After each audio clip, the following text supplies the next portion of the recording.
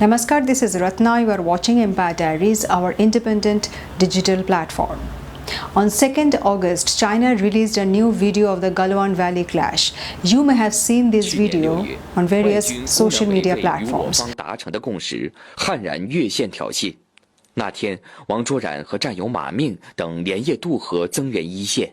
就是这次，王卓然和战友们上演了一场生死与共的英雄壮歌。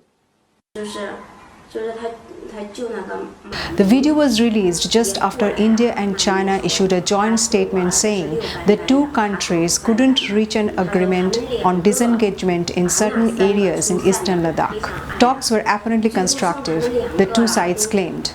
After the Galwan Valley clash in June 2020, when PLA troops ambushed Indian soldiers and killed at least 20 of them on a bitterly cold night, India's relations with China hit a new low. China emerged in our eyes as a new super enemy. Well, we decided to do what comes to mind first: ignore China, boycott their products. Boycott China calls echoed all over India. People told each other, let's teach them a lesson, let's not buy Chinese. But there was a problem with this plan. The boycott was confined only to some smartphone apps and a couple of bilateral contracts. That's it. It seemed we were taking revenge, but in reality, was that true?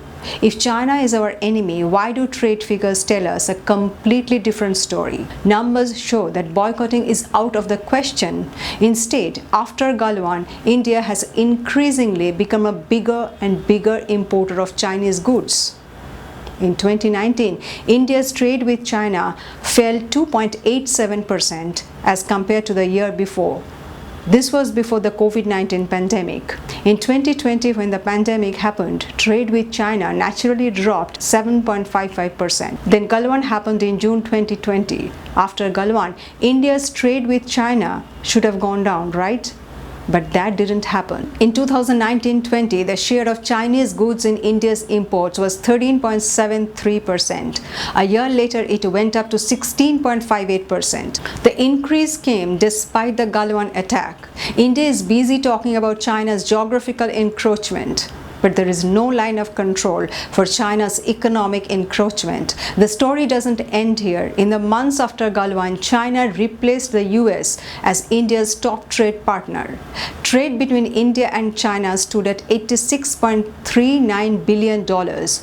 It is higher than India's trade with the US, which was $80.49 billion. In 2020, India's total imports from China was $58.7 billion.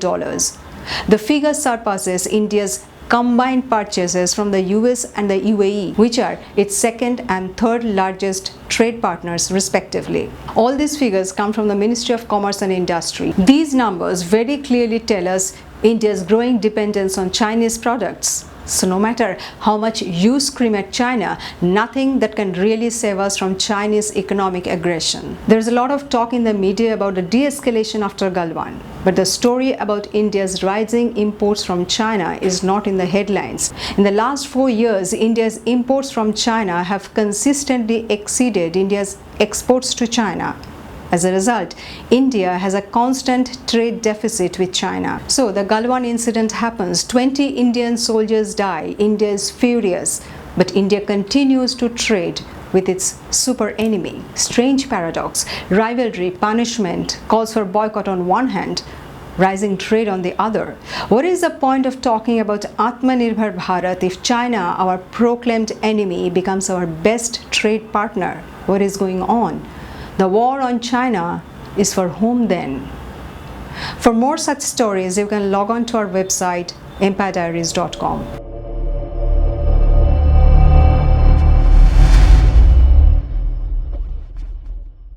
Thanks for watching. Stay tuned.